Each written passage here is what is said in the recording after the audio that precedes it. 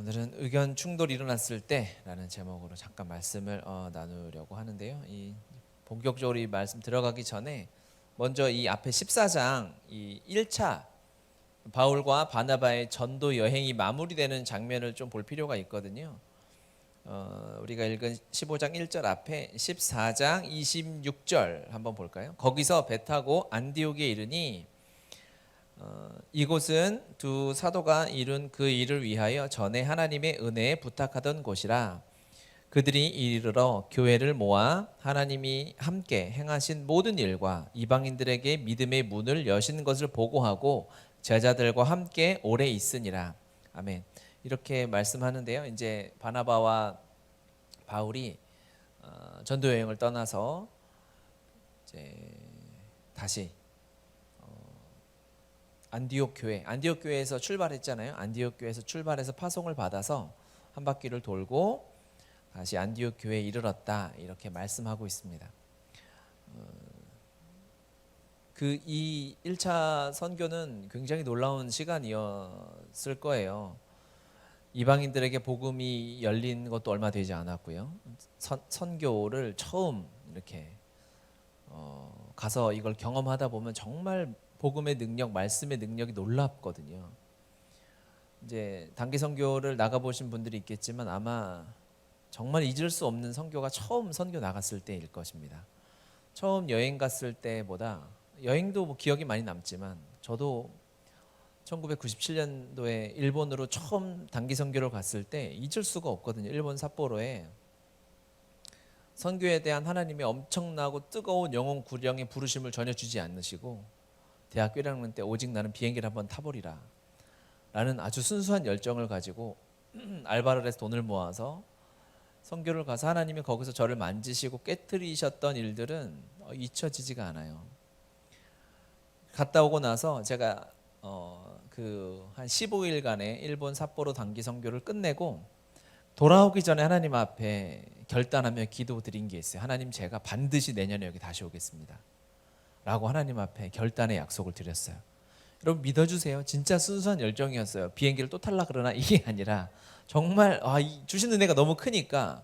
선교는 어쨌든 뭐 베풀러 가는 거 아니겠습니까? 복음을 나누러 가는 거 아니겠어요? 그런데 가서 몽땅 받고만 온 거예요. 일본 성도들한테 일본 땅에서 역사할 하나님의 일들을 보고만 오니까, 야, 내년에는 내가 다시 이 여름에 와서 좀 복음을 정말 전하고 나누고 싶다라는 마음이 생기더라고요. 막 마음이 조급해지면서 뭐 하나님 허락하시지도 않았는데 그냥 나는 내년에 무조건 옵니다라고 그냥 혼자 열정으로 선포하고, 그 다음에 갔을까요? 다음에 못 갔어요. IMF가 터져가지고 1998년 IMF가 터졌을 때죠.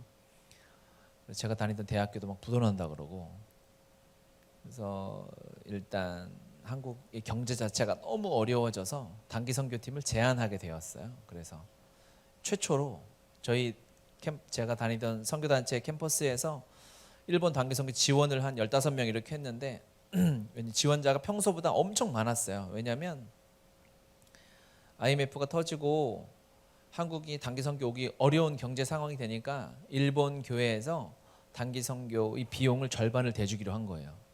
그랬더니 믿음이 늘어난 건지 뭔지 하여튼 선교 지원자가 엄청 많아졌어요. 나쁜 사람들. 그래가지고 이제 선발까지는 아니고요.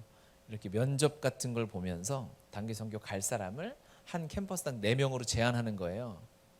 똑 떨어졌죠. 왜냐하면 저는 간다고 약속만 해놓고 탱자탱자 놀았거든요. 주님이 1년 미루시고 다음에 가게 됐는데, 이 바울과 바나바도요, 첫 번째 선교를 나가서 엄청난 하나님의 은혜를 경험했어요. 배를 타고 구브로로 갔다가요, 거기서 다시 배를 타고 이제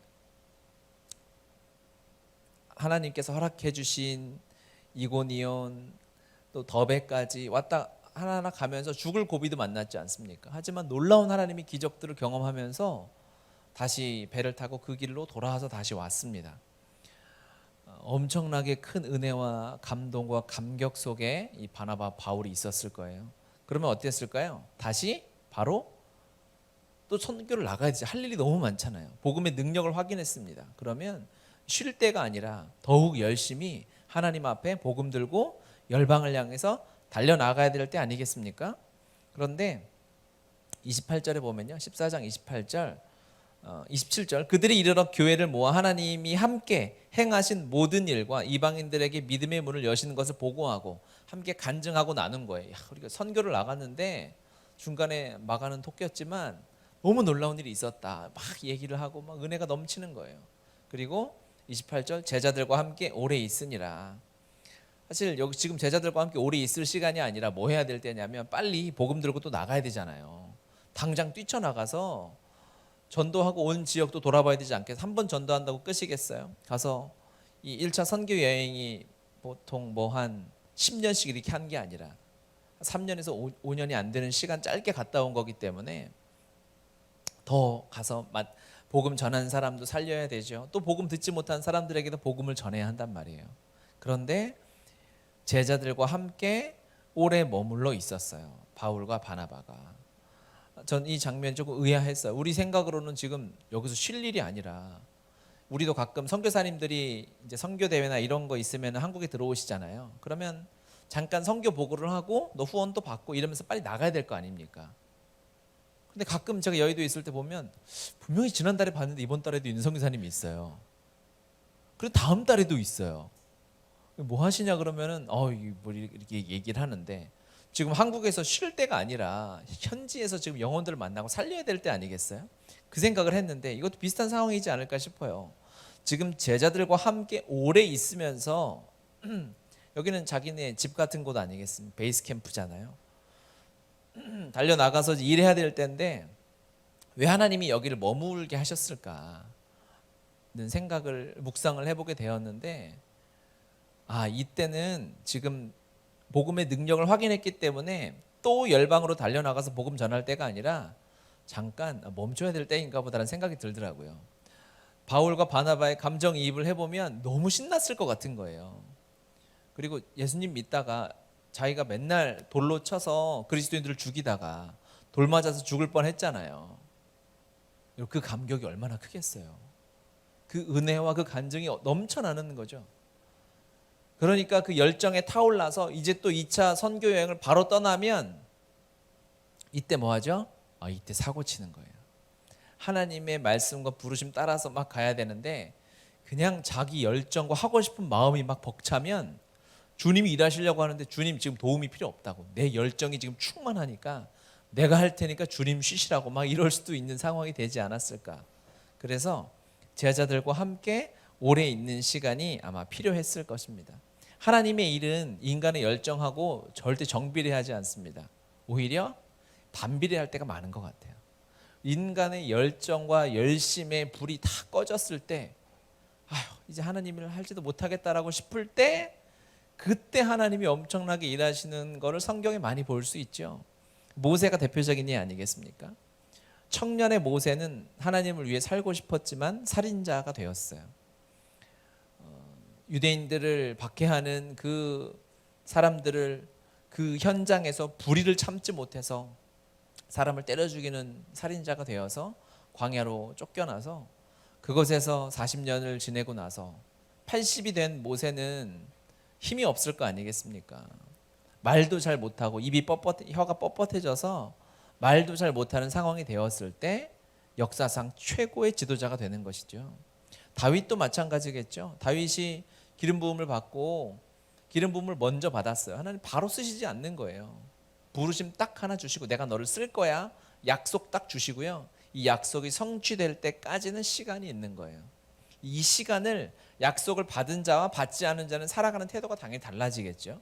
오늘 말씀을 나누면서 계속 얘기하게 될 텐데 다윗이 부르심 받고 이제 하나님을 향한 열정이 엄청났잖아요. 그러니까 이 열정을 누가 감당해요? 돌멩이 5개 들고 골리앗 때려 죽인 거 아니겠습니까? 그리고 유명해져서 사울은 천천히요 다윗은 만만이다. 그러니까 사울은 국내용이고 다윗은 국제용이다 뭐 이런 식이 된 거예요. 엄청나게 유명해지고 최고의 스타가 된 거죠. 이때 왕이 됐으면 인기와 권력, 명예 다 얻고 사울하고 지금 싸워도 이길 거 아니겠어요. 돌로 골리앗 쓰러뜨렸는데 사울 껌이죠. 그런데 거기서 하나님이 그 일을 허락하시지 않고 이제 도망자 신세가 된 거죠. 광야로 동굴로 아주 가난한 자들과 갈 곳이 없는 자들과 함께 유리하고 방황하고 죽을 고비를 넘기는 시간들을 다 지나서 하나님이 알아서 대적들 처리하시고 나서 그때 다윗의 모든 그 혈기와 열정이 다 사그라지고 자신의 손으로 경험했던 이 골리앗을 쓰러뜨렸던 이 물맷돌의 손맛이 다 떨어졌을 때 그때 주님이 다윗을 왕으로 세우시는 거 아니겠습니까? 제자들과 함께 오래 있으니라. 이 말씀은 너무 중요한 말씀인 것 같아요. 우리가 세상 일을 할 때 하나님이 조금 멈추게 하시고 천천히 가게 하실 때가 분명히 있을 것입니다. 우리나라를 봐도 지금 이럴 때죠. 이때 뭐가 보이냐면요, 이때 그동안에 하나님이 부어주셨던 은혜가 확실히 보이는 거예요. 멈출 때. 그렇죠? 중도 그런 말 썼잖아요. 책을. 멈추면 비로소 보이는 것들. 책 제목 기가 막히게 썼어요. 그 진작에 복음이 성경에 다 있는 건데 먼저 다 이것들이 중들이 성경을 그렇게 읽어요. 여러분 아세요? 우리 반성해야 돼요. 중들이 강연하는 거 보면 자기네 불경 얘기도 하는데 성경 말씀에도 이런 얘기가 있다는 말들을 제법 해요. 그렇다고 중에 강연을 찾아 들으라는 얘기가 아니라 설교나 많이 찾아 들으세요. 제가 알아서 들을 테니까. 멈추면요 뭐가 보이냐면 그 사람들은 이제 뭐 사람이 보인다, 내가 뭐 삶의 가치, 내 자존감이 얼마나 높은지 뭐 그런 얘기들을 막 합니다. 그런데 정말 우리가 정신없이 바쁘게 달려가다가 딱 보이는 것이 뭐가 멈추게 되면 천천히 가게 되면 제자들과 머물러 있으면서 그곳에서 보이게 되는 것은 뭐냐면 그동안 부어주셨던 하나님의 은혜가 확실히 보여요. 안 보였거든요. 몰랐어요. 달려갈 때는 안 보이는데 하나님이 그것들을 보게 하세요. 지금 우리나라를 봐도 우리나라가 이렇게 발전했는지 몰랐잖아요. 그렇죠? 그냥 그래 지하철이 깨끗하네, 화장실 깨끗하네 정도였지 외국 가면 화장실 돈 내고 쓰는데 엄청나게 많잖아요. 우리나라에서 만약에 화장실 돈 내고 쓰라 그러면 어떻게 돼요? 거기는 망하는 거예요. SNS 올라가고 막 상상이 안 되지 않습니까? 그게 다 서비스고 베푸는 거 아니에요? 요즘에 뭐 거리들 돌아다니다 보면 강남역만 해도 그냥 공공 화장실이라 그래서 우리 건물을 오픈합니다. 이걸 다 붙여놔요. 다 알아서 그냥 그 관리비랑 다 부담하는 거죠. 스스로 나누고 베풀고 경제력이든 군사력이든 이런 시민 의식이든 이런 것들이 하나님이 엄청나게 큰 발전과 성장과 복을 주셨어요. 이미 우리나라에. 근데 우리가 몰랐던 것 같아요.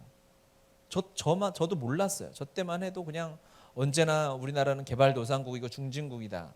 그렇게 80년대 90년대 학교 다녔던 다 저 비슷한 또래잖아요. 왜 이렇게 모른 척하세요? 그랬나? 이렇게 하시는데 그랬는데 알고 봤더니 하나님이 왜 하나님이 우리를 이렇게 성장시켜 주셨을까도 이제 보게 되는 거죠. 저는 북한을 바라보고 있지 않습니까? 그래서 요즘에 영적으로 보이는 것은 이런 거예요. 하나님이 왜 우리를 이렇게 선진국 대열에 올려주셨을까? 이미 사실 선진국이거든요. 경제력이 12, 11위 하고요. 군사력은 7위가 되고 뭐 시민의식이나 요즘에 뭐 이렇게 코로나 사태를 통해서 우리나라 시민의식이 얼마나 뛰어난지 이게 가르친다고 되게 학교 많이 세운다고 되는지 이거는 엄청나게 오랜 시간이 걸리는 거예요. 그러니까 중국이 경제적으로 경제 2위다, G2다라고 얘기해도 중국이 선진국이 되기 힘들다라는 말을 하잖아요. 왜죠? 시민의식 아니겠습니까? 여전히 길거리에 쓰레기를 버리고 옷 다 그냥 훌러덩 다 벗고 다니고 중국 가면 그렇잖아요. 형제들이 자매들은 그렇지 않고요. 그러니까 하나님이 이렇게 우리를 성장시켜 주셨는데 저는 이 북한과 통일을 주님께서 이제 허락하실 때가 거의 다 왔다고 생각하는데 우리가 하나님 안에서 지금 그동안에 우리가 남북 관계나 전 세계 안에서 이 열강들 안에서 살아가는 태도를 보면 언제나 미국의 눈치만 봐야 됐고요. 러시아의 눈치만 봐야 됐고 중국의 눈치만 봐야 됐어요. 그게 어느 시대랑 비슷하냐면 우리가 일제강점기로부터 해방되었을 때랑 딱 비슷해요. 나라가 자유는 얻었는데 힘이 없는 거예요. 그러니까 강대국들이 결정하는 데 따라가다가 분단이 된 거 아니겠습니까?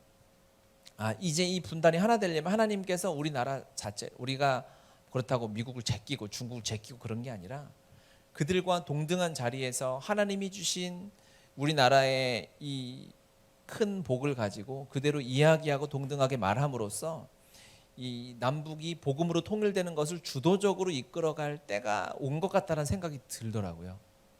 그렇죠? 그래야 미국이 할 말도 하고 중국이 할 말도 해야 우리가 복음으로 하나씩 통일돼서 열방으로 선교 나가는데 제한이 없는 거예요. 이거 태클 걸고 저거 태클 걸고 그러면 선교를 눈치 보면서 할 수는 없잖아요. 물론 주님이 하시는 일들이 있겠지만 이것들이 이제 보이기 시작하는 거죠. 지금 이제 우리가 이 코로나 사태로 바쁘게 살아가던 삶에서 점검해 봐야 할 건 뭐냐면 하나님이 그동안 우리에게 부어주신 은혜다라는 것입니다. 그것들이 보여지시기 바랍니다. 하나님은 우리가 멈춘다고 하나님 일 안 하시는 게 아니에요. 하나님은 여전히 일하고 계세요.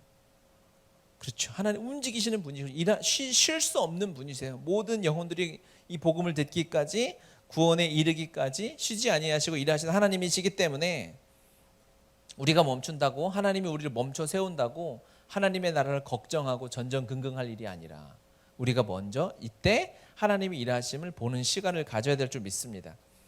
또 하나 이 바울과 바나바가 제자들과 머물게 하신 이유가 무엇일까? 바울과 바나바에게는 오래 머물러 있어도 불편하지 않은 교회였던 것 같아요. 물론 하나님이 있으라 그러면 불편해도 있었겠지만 이 말 자체가 바울과 바나바는 이곳에 정말 오래 머물고 싶었던 안디옥 교회가 아니었을까 싶은 생각이 드는 거예요. 그러니까 바울과 바나바는 안디옥 출신이 아니에요. 자기 고향이 아니에요. 그러니까 나중에 합류한 사람이잖아요. 바나바는 예루살렘에서 보내서 지도자로 갔고요. 바나바가 바울을 데려온 거 아니겠습니까? 다소에서. 그러니까 자기네 원래 모교회가 아니라고요. 충분히 불편한 만한 교회였고 이방인이었잖아요. 그 지역 사람이 아닌데도 바울과 바나바가 그곳에서 함께 수십 년을 있었던 것도 아니고 잠깐 사역하다가 바로 1차 첫 번째 선교팀으로 파송을 받았기 때문에 어색할 수 있고요. 인간적으로 관계가 깊지 않을 수 있어요. 그런데도 불구하고 바울과 바나바는 이 교회가 머물 수 있는 교회, 쉴 수 있는 교회, 오래 함께 할 수 있는 교회라는 생각이 들더라고요. 이게 하나님이 정말 기뻐하시는 안디옥 교회의 또 하나의 모습이겠구나 싶었어요. 누가 와도 그냥 남의 교회가 아니라 내 교회처럼 편하게 그 안에서 쉼을 누리고 주님이 주신 은혜를 나누면서 삶을 나누면서 하나님이 주시는 그 풍성함이 배가 되는 것들을 경험할 수 있는 교회가 되었으면 좋겠다라는 생각이 들더라고요. 우리 교회도. 예수님을 알고 믿는 여러분들이 세상 사람들과 대화를 오래 하다 보면 이제 막 공허함이 생길 거예요. 그런 거 느끼시죠? 느끼실 거예요. 생각해 보세요. 막 1시간, 2시간 막 예수님 안 믿는 친구들을 무리해서 막 수다를 떨다 보면 내가 뭐 한 거지? 뭐 하고 온 거지? 이 생각이 들 때가 있어요. 그런데 주님 안에서 그냥 믿는 사람 안에 우리 순모임 안에서 교제하면서 하나님이 주신 은혜들을 잠깐 나누어도 그 시간이 뭔가 막 보람된 것 같은 알찬 것 같은 생각이 든다고요. 왜 그럴까요? 우린 영적인 사람이기 때문에 영적인 대화를 나눠야만 우리의 마음의 공허함, 외로움, 채워져야 할 하나님의 사랑이 이렇게 채워지게 되는 것이죠. 하나님이 기뻐하시는 교회는 그런 교회라 믿습니다. 사도행전 12장 24절에 보면 하나님의 말씀은 흥엉하여 더하더라 이런 말씀이 있는데요. 하나님의 말씀이 널리 퍼지고 백성들이 성도들이 늘어나더라 이런 표현인데요. 어떻게 하나님의 말씀을 무조건 전하고 사람들이 늘어난다라고 우리가 이해할 것이 아니라 하나님이 구원하실 영혼들을 보내주실 영혼들 있지 않겠습니까? 그 영혼들이 와서 그들을 품을 만한 그릇이 되면 순장들이 영혼을 품을 만한 그릇이 되고 그런 우리의 마음의 준비가 되어지면 하나님께서 사람들을 더하실 거라는 말씀인 거죠. 우리가 그렇게 받아들이고 아멘 해야 되겠죠. 어느 누가 와도 그렇죠. 가난한 자가 오든 아픈 사람이 오든 부자가 오든 모두 영혼의 굶주린 자들 아니겠습니까? 그들을 품고 안아주고 함께 갈 수 있는 그들에게 세상이 줄 수 없는 하나님의 평안을 나누어 줄 수 있는 교회로 지어져 나갔으면 좋겠습니다. 우리가 그것들을 위해서 함께 기도합시다.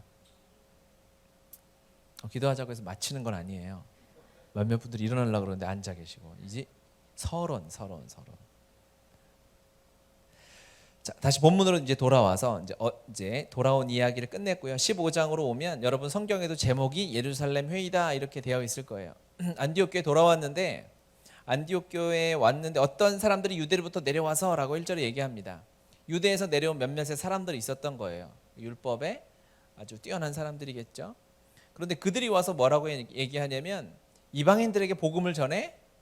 오케이 그래 전해도 오케이다. 그런데 율법에 의해서 할례를 받지 아니하면 구원을 받을 수 없어 라고 이야기하는 사람들이 이 안에 있는 거예요. 아니잖아요 그게. 그렇죠. 왜냐하면 예루살렘에서 이미 베드로가 가서 제자들과 한번 그거 마침표 한번 찍었지 않습니까? 그게 이 생각이 바뀌는 것이 정말 어려운 거예요. 이 가치관이 바뀌는 것이요. 율법을 가지고 수천 년을 살아온 민족인데 율법 하나 때문에 유대인이 있는 건데 이것에 대한 그동안에 살아왔던 이 관습을 그 해석을 뛰어넘어서 이제 이방인에도 복음이 전해질 수 있어 라고 얘기하는 게 정말 어려운 일입니다. 그래서 하나님이 어떠한 방법을 쓰셨냐면 기적 같은 방법을 쓰신 거예요. 어쩔 수 없이. 그래서 고넬료를 여기다 준비시켜 놓으시고 베드로를 준비시켜 놓으시고 환상을 보여주셔가지고 보게 하셔가지고. 그렇죠? 기억하시잖아요. 그렇죠? 네, 감사해요. 사도행전 10장에 11장 이게 계속 나오지 않습니까? 그래서 하나님을 사랑하고 경건했던 고넬료가 환상을 보고 베드로도 마찬가지로 그것들을 봐서 짬뽕이 돼서 하나님이 베드로에게 주여 이거 아닙니다. 율법에 의하면 그거 부정한 겁니다. 주님이 아니다. 그거 부정한 것 아니야. 먹어 해가지고 그게 돼가지고 이렇게 풀려가지고 한번 결론이 났잖아요. 이 엄청나게 그동안 그들의 머릿속에 삶에 박혀져 있던 관습이 이제 하나님의 놀라운 개입과 간섭으로 말미암아 새로운 방향으로 이제 이해가 됐어요. 길이 열렸어요. 그럼에도 불구하고 유대로부터 사람들이 내려와서 그것에 와서 2절 바울 및 바나바와 그들 사이에 적지 아니한 다툼과 변론이 일어난지라. 여기서 엄청나게 토론이 일어나고 바울과 바나바는 경험하고 왔잖아요. 이방인들에게 성령이 임하고 기적이 일어나고 경험하고 왔는데 여전히 이 책 안에 갇혀가지고 내가 경험했던 것, 이 사람들은 선교를 경험하지 못했으니까 성령의 놀라운 역사를 경험한 것이 아주 적잖아요. 그러니까 여전히 그 자신의 생각과 경험에 갇혀 있어서 아니라고 하니까 바울과 바나바 사이에서 이 교회 안에서 큰 변론, 막 여기는 변론 이렇게 썼지만 막 욕도 하고 그랬을라나 그건 모르겠어요. 했을 것 같은데 잘 모르겠네. 했을 것 같아요. 하여튼 어쩜 엄청나게 이 문제가 많이 생긴 거예요. 그래서 결국 어떻게 해야 되냐면 예루살렘으로 가서 다시 한번 판결을 받아야 되겠다라고 이야기를 한 거죠. 그러니까 이 그동안 자기가 사실이라고 진리라고 믿고 살아왔던 것에서 벗어나는 것이 정말 어렵다라는 것을 우리가 알 수 있죠. 주님이 기적을 보여주시고 베드로를 사용하시고 예루살렘 교회에서 도장을 꽝꽝꽝 받았음에도 불구하고 여전히 그것에 반대하고 아니야. 내가 경험하고 내가 체험했던 것, 내가 피부로 느꼈던 것이 더 진짜야라고 믿고 살아가는 사람이 많은 거예요. 교회 안에서도 물론 그렇죠. 더 중요한 건 이걸 어떻게 적용해 봐야 될까요?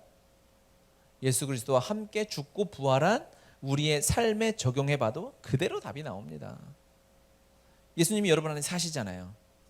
아멘이죠. 성령이 사세요. 그런데 우리 안에 갈등이 있잖아요. 여전히 내가 죄인으로 살았던 이 죄의 습관이 그대로 내 감정에 피부에 남아있어서 헷갈릴 때가 있는 거예요. 내 안에 예수님 사시는 거 맞아? 여전히 내가 혈기를 부리고 막 짜증내고 사람을 판단하고 비판하는 모습들이 동일하게 있어요. 성령이 내 안에 계시면 그런 생각을 가질 수 없는 게 맞는데도 불구하고 이거 왜 이러지? 이게 안 되나? 라는 생각들이 여러분 드십니까? 들면 정말 감사한 거예요. 여기까지 온 거예요. 일단 그것도 모르고 예수님 믿어, 나 예수님 믿는데 죄는 어쩔 수 없는 거야. 이따위 소리나 해야 되고 죄 지어도 어떻게, 아니 예수님 믿어도 어떻게 죄 안 짓고 살아. 그게 일견으로는 맞는 말일 수 있지만 한편으로는 복음을 모르는 자들이 하는 말이죠. 주님을 믿는 믿음 안에서 우리가 고민하고 갈등하는 그러한 일들이 있을 수밖에 없는 거죠. 소리를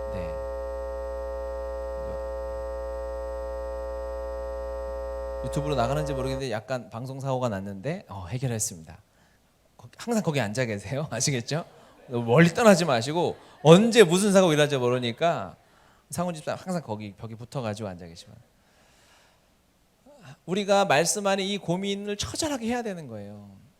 주님이 내 안에 사시는 거 너무 내 안에 사시고 부활의 생명이 내 안에 있는 것이 너무 사실인데 이렇게 그냥 관습대로 살아오던 삶이 그대로 있어요.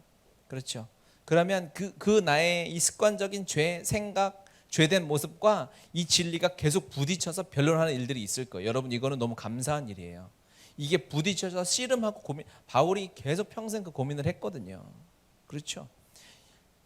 이곳까지 오면 이 답이 보이는 거예요. 정말 정상이 보일 때까지 온 줄 믿습니다. 축복합니다, 여러분. 복음의 교회 여러분 축복합니다. 그러면 같은 삶에서 그냥 주님 안에서 예수 생명을 모르는 세상의 사람들이 고민하거든요. 성인이라고 하는 철학자들이라고 하는 사람들이 다른 종교의 탑에 있는 사람들이 이걸 고민해요. 번뇌하고. 그렇죠? 어떻게 이거를 벗어날 것인가 수행하고 그래서 막 모든 걸 다 버리고 무소유로 살고 머리를 깎고 막 무릎으로 계단을 막 1000계단 올라가고 막 이런 짓을 하죠. 해결해 보려고. 우리는 그들과 같은 고민이 있지만 다른 것이 무엇입니까? 우리는 무엇이 있어요? 하나님의 약속, 하나님의 약속이 있다는 거죠. 하나님의 약속. 이게 너무 큰 차이인 거. 하나님의 약속이 있느냐 없느냐는 우리의 인생을 완전히 다르게 합니다. 문제를 바라보는 내 삶에 여전히 남아있는 것 같은 죄의 모습들, 그래서 내가 죄인인가 의인인가? 이러다 내가 천국 못 가는 거 아니야? 그런 생각들이 왜 안 들겠어요? 드는 게 당연한 거예요. 믿음 없는 게 아니라 당연히 드는 거예요. 평생 그렇게 살아왔으니까. 평생 죄인으로 살아왔는데 그게 어떻게 한순간에 그 감정이 다 사라지겠습니까? 그럴 수는 없어요. 하지만 우리에겐 하나님의 약속이 있다. 하나님이 친히 계획하신 계획이 있다. 우리가 고난주간에 나누었던 5가지 주제 있지 않습니까? 여러분 그거는 정말 중요한 내용이에요. 제가 새벽이라 약간 졸리게 설교한 것 같긴 한데 또 한 번 들어보시고 또 한 번 들어보세요. 하나님이 친히 나를 만드셨다. 하나님의 작품이다라는 것. 내가 복을 구해야 하는 존재가 아니라 내 자체가 복이다, 복덩어리다. 내 존재가 복이다라는 것.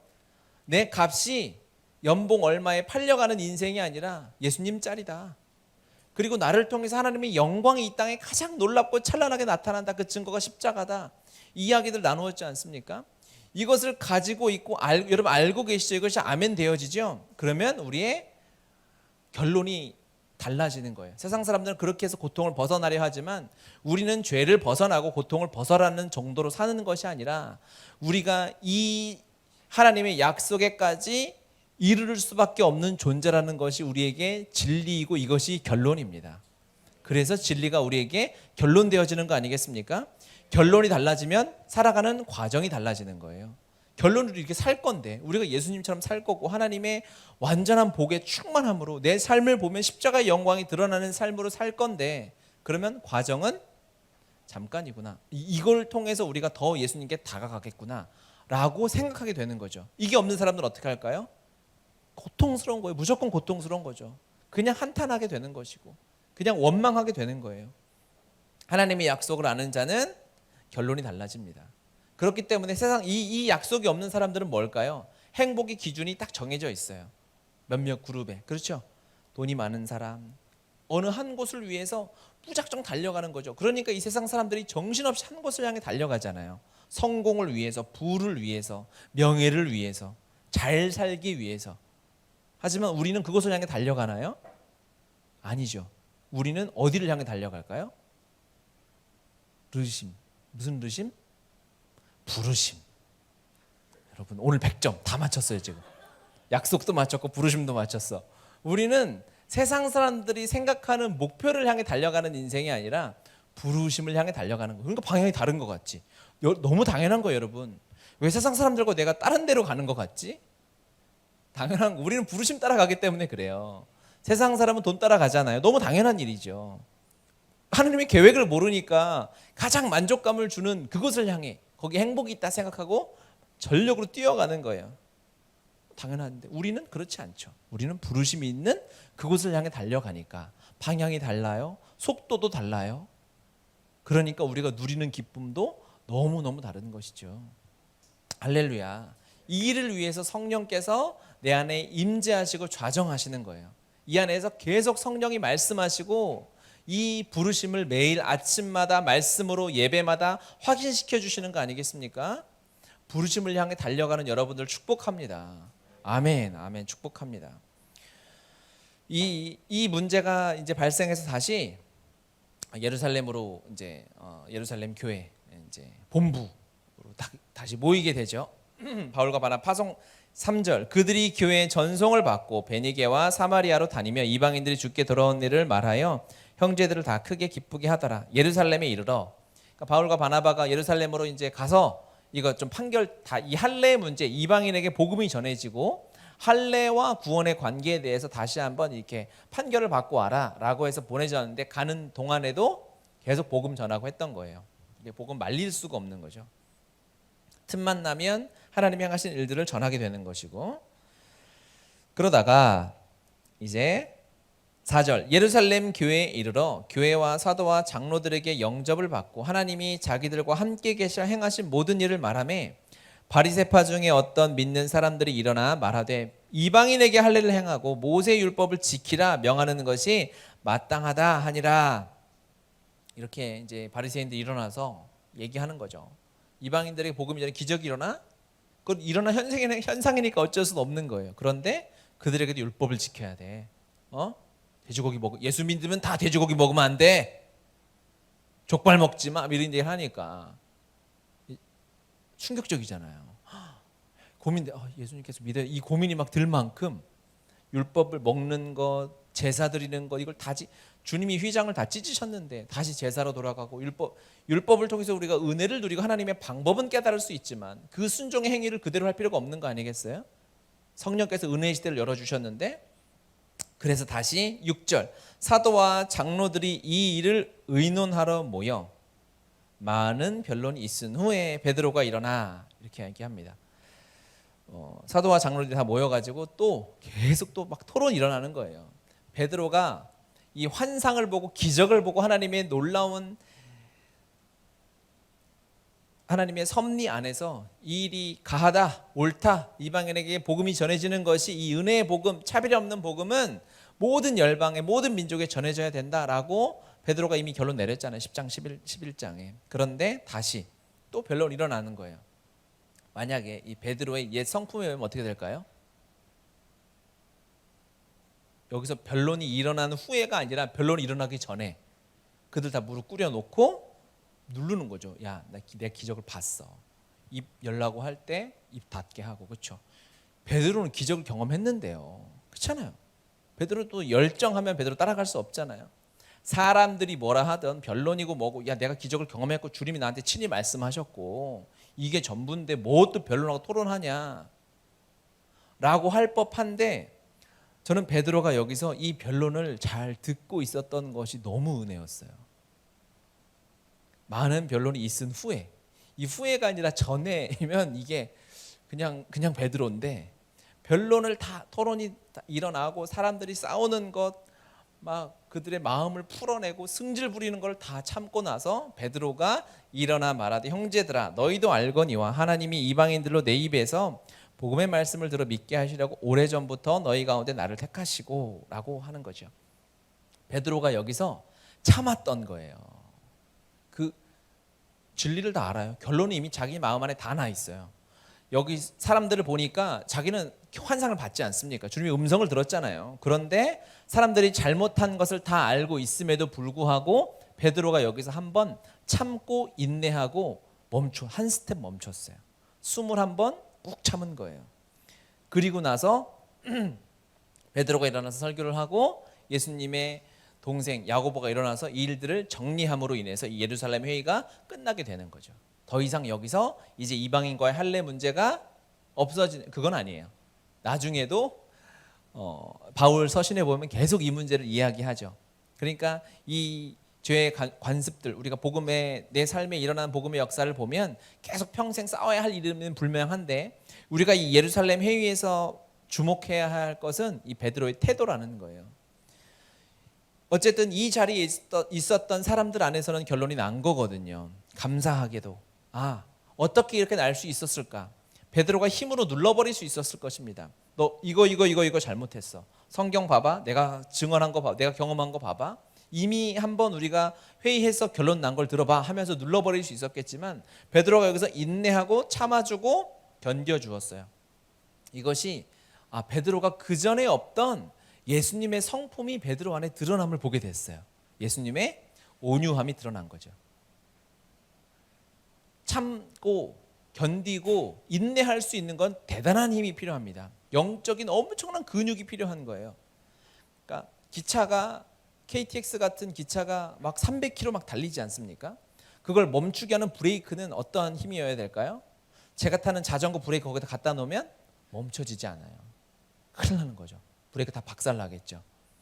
300km를 멈추게 하려면 300km보다 더 큰 힘이, 브레이크의 힘이 있어야 멈출 수 있는.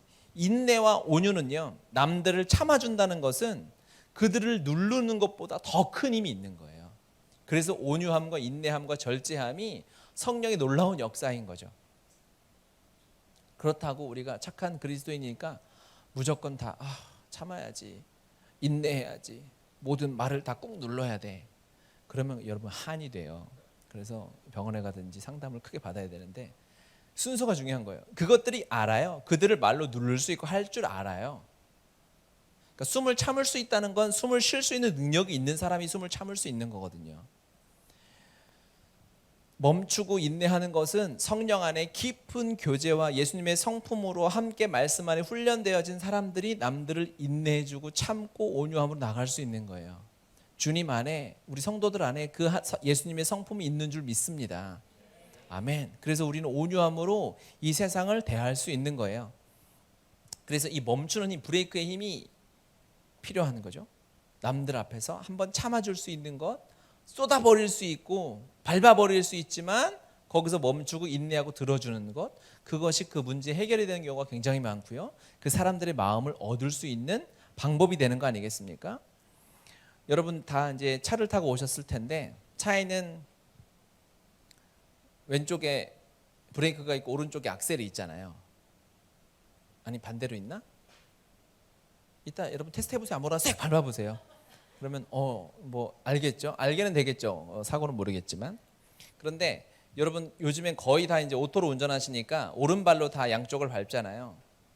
가운데 있는 브레이크를 왼발로 꾹 밟으시고, 여러분 기아를 드라이브에 놓으시고 엑셀을 꾹 밟으면 어떻게 되는지 아십니까?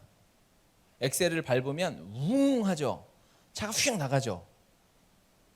해보세요. 뒤에 놓고 차를 꼭 밟으면 차가 정신없이 나갈 겁니다.